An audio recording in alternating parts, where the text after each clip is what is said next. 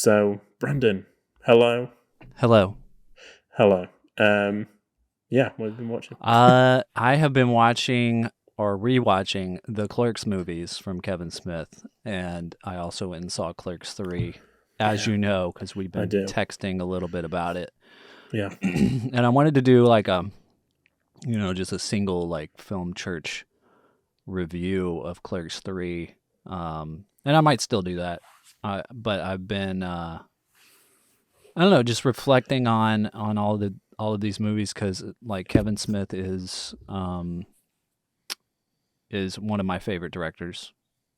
Uh, I first saw the first two Clerks films back to back, back when I was working at Carmike Cinemas in Nacogdoches, and my manager let me borrow both of them.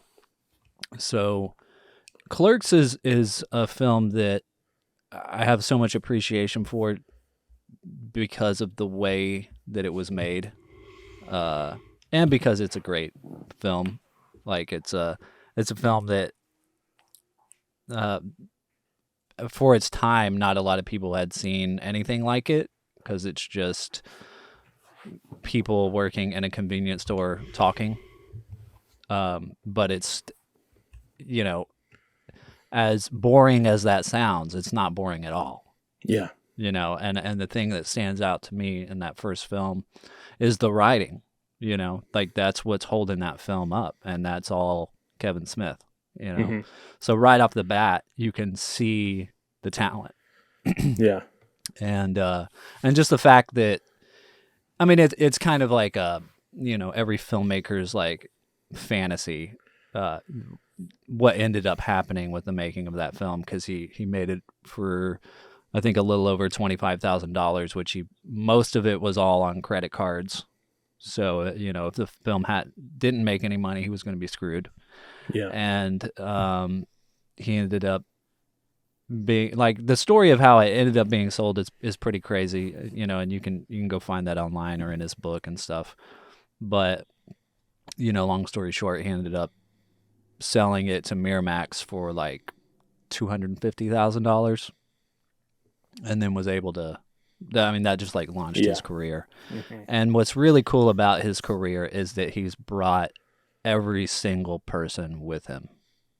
yeah, Like everybody that's in Clerks, you can see them appear again in his other films, and a lot of them, were had no like big ambition of being in the movie business, but like Kevin brought him along with him, and so I love going back and watching Clerks. yeah, Um, I mean, it's also shot on 16 millimeter black and white film, which I don't know if there's anything better than that. But it, Clerks 2, like it had been a really long time since I had gone back and watched it, and um, I liked it a lot more than I remember yeah, liking it. It really, and maybe it's because I watched so much more Kevin Smith since the first time I saw these two films, but that film really works for me. Like it's really funny. It like does the same thing of like you know uh giving you the experience of working in a shitty job, yeah, and like yeah. having coworkers that are annoying and that kind of thing. But then it We've also been there. has yeah, exactly, yeah. And most people have, and I Yeah, think that's part of the reason why people like Kevin Smith's films and especially the Clerks films because so many people relate to what it's like to work those shitty kind of jobs, yeah, and trying to make the day better or more tolerable by having interesting conversations or being stuck with a coworker that you don't particularly like and goofing off with them or yeah, whatever it is. But the when you think of Kevin Smith and you think of Clerks, you kind of think of like the funny stuff. Like you kind of think of like, oh, those are comedies. Those are like yeah, the films where they do like dick jokes and fart jokes and weed jokes and things like yeah, that. And I think a lot of people sometimes even myself included, forget how much heart is in those films. Because like you think about like the ending of the first Clerks, and it's kind of about Dante.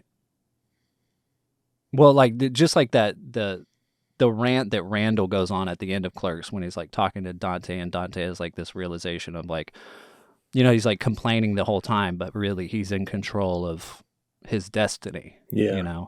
Yeah. Like there's still like this poignancy to like his films, you know what I mean? And like they have like these heartfelt characters. And in Clerks 2, there's some ridiculous stuff in there. I'm trying to like be not spoilery for anybody that hasn't seen these films. Yeah. There's some ridiculous stuff in there, and that's kind of what you might remember. But there is also like some heart to it, Yeah. And then Clerks 3 just kind of takes it to a whole nother level that I kind of didn't expect. And I don't know why. Like, I don't know why I didn't expect it, but it really pushed the characters to a whole nother dimension. Yeah. You know what I mean? And it's really like Kevin Smith does this whole thing at the end of the movie. If you go see it, he like talks during the credits about how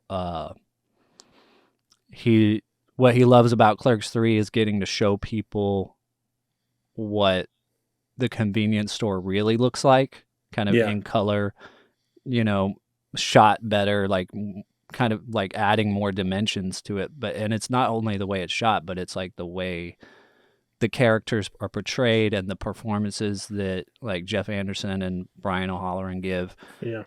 Just like it kind of blew me away. It's like they're really funny in the other two movies, but man, like in this one, they're like they've got real acting chops. Wow, that's cool. You know what I mean?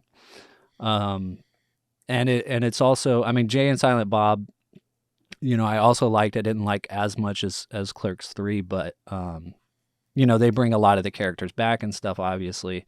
Yeah. But Clerks 3 is more just about that tight group that's like from the first film. So definitely go check it out if you can. It's it only showed for a limited like week for the like under the Fathom events. So by the time you listen to this podcast, you might not be able to go see it with the Fathom events anymore, but Kevin Smith is doing like a roadshow tour.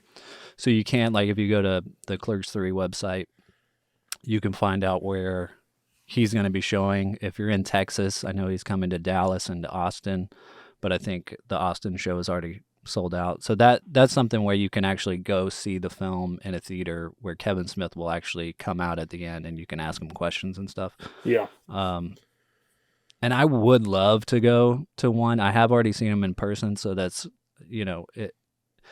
it's not a bucket list thing. It's like I've already gotten to do that. But man, this film was so good. Like I might try to do it. We'll see. Yeah. But yeah, man, just it's definitely something you should, even if you've already seen Clerks 1 and 2, you should rewatch them again and then go see the third one, because it is all one story. Yeah. I mean, you definitely, not that you have to, because I wanted to see it anyway, but you're selling it, because I think my biggest, with the Jay and Silent Bob stuff, my biggest, I guess, like, nitpick with it is that I don't like them as, like, leads in a movie. Yeah. When it's, like, I know Strike Back is really, cult classic kind of thing. Yeah. But for the reboot and everything, it just didn't work for me. Like you said, they are R2-D2 and C-3PO. Yeah. So it's like having a whole movie of R2-D2 and C-3PO. Whereas this would be, I think, if everyone is used correctly, it's what's great. I mean, Clerks is a classic for a reason, Yeah. Yeah, So, I think with the Jay and Silent Bob movies, like, you kind of have to think of them as just like hangout movies, like not really as like, this cinema. Yeah, this isn't like some kind of cinematic thing that's trying to achieve something.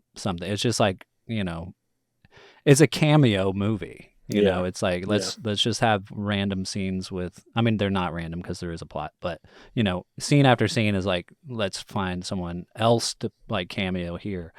Yeah. And you know, I guess part of the reason I enjoy those movies is just knowing that Kevin Smith is having so much fun. Like you Yeah. can tell, you know, Yeah. because he's like getting to work with, like, especially the first Jay and Silent Bob, like those Strike Back one, because he got to work with Carrie Fisher and like Mark Hamill, Yeah. which is fucking Crazy. awesome. Yeah. But there is, have you seen Jay and Silent Bob Super Groovy cartoon movie? I haven't. No. It's really funny, and it's all cartoon, so it's like it kind of works really well in that space, as you would expect. Like any kind of like an R2D2C3PO show would be good as a cartoon, you know. Mm-hmm. Yeah, I remember really liking that. I might have to go back and watch it, but yeah, man, that's my Clerks rant. Go check it out. That's awesome. Yeah, I'm hoping that, you know, I know that seeing it in the cinema is the preferred way to see it, but I'm hoping that it comes to streaming relatively soon, which I assume that it probably will. I think that once the roadshow's done, they'll probably push it. I saw that a DVD like release Twitter feed that I follow posted today that it's been slated for December release on Blu-ray in the UK. Oh wow, that's quick. Yeah, real quick. So I'm assuming we'll probably get it here before Christmas as well. Wow, that's some awesome. kind of physical release, which is awesome, you know, because as we talked about in the Dogma episode, it was kind of, you know, the having a physical media copy, you never know when it's not going to be available. So speaking of which, I just listened to an interview with Kevin Smith, and he talked about Dogma, and he said the reason it's in a hiatus right now is because Harvey Weinstein owns the film personally, like not just like his company, but he owns and he's already reached out, he's tried to buy the film back, and he said he even offered like up to $1 million to like buy it back from him, and he wouldn't do it. Fucking asshole. Yeah, it's awful. Yeah. For what gain? Yeah, exactly. It's like what? Yeah. I mean, basically, like once he dies, it's just going to go to his estate, and then I'm sure they'll sell it. Yeah. You know? Yeah. It's like, what are they going to do with it? But hopefully he gets it back, man, because that would be cool. I mean, I'm excited to see what else he does. It sounds like he's going to do some more sequels, and he's got some more original ideas coming, which is cool. He just bought a movie theater. Yeah, it is cool that we're living in a, you know, because there was a period there where, especially when the podcast stuff was taken off, he kind of took a step back from making films, and you know, it wasn't on his radar anymore. You know, so the fact that this is what, 4 in the last 5 years, 3 in the last 5 years. Movies? Yeah, I might be completely wrong, but I know that I can't remember when all of his. I mean, there was Reboot Tusk a few years ago. Tusk was in 2014, and then Yoga Hosers was like 2016, maybe. Okay. There's kind of some gaps there, because then he had like a heart attack, and then he did Jay and Silent Bob. Yeah, and then Clerks. Yeah, but it's only been a couple of years since Jay and Silent Bob, so I mean, it sounds like he's found a new way to get films funded and distributed the way that he wants to, because he's doing, this is the second time he's done like the road show. Well, he's done several road shows, but he's done like the road show and the Fathom events, and then I mean, he said like the whole reason that he was able to get Clerks 3 made was because Jay and Silent Bob reboot did so well, and part of the DVD sales as well, right? Yeah, and the DVD sales did really well. So they were like, if you have anything else that you want to do like this, let's, that's awesome. We've got it. Let's go. Yeah, so I'll probably buy it on Blu-ray. I think I'll, if that's part of the way, because I know that Matt Damon recently was he on Hot Ones or something? And they were talking about like the kind of films that he was famous for, late 90s, kind of adjacent. And he said that the reason that like adult dramas aren't being made anymore is because physical media releases used to like make up the deficit. So it'd release in cinemas. If it was like meh, didn't quite break even, it would do with the DVD sales. Yeah. But now that everything's going to streaming, there's no sales. Yeah. So like they don't make the films because even if, say if you make it for 20 million and you take 19.5 at the box office, it's a loss. Yeah. There's no other way to recoup that ever. Yeah. So it's like he's like they just don't make films like that anymore that aren't going to go straight to streaming. That's so and it's such a shame. sad. So yeah, whenever a filmmaker's like, yeah, DVD sales have like made it so that I can buy a new film, I'm like, good, because physical media is important, Yeah. If anybody out there needs someone to make badass artwork or things like that for DVDs, hit me up. I'll help you out. Yeah. Yeah, I mean, I think that has something to do with it, putting time and attention into, having a reason to buy a physical copy. Yeah. And with Kevin Smith, it's going to be, there'll probably be a commentary. There'll be like an hour-long documentary that he made at the same time. Yeah. It'll be worth it, like the whole kit and caboodle.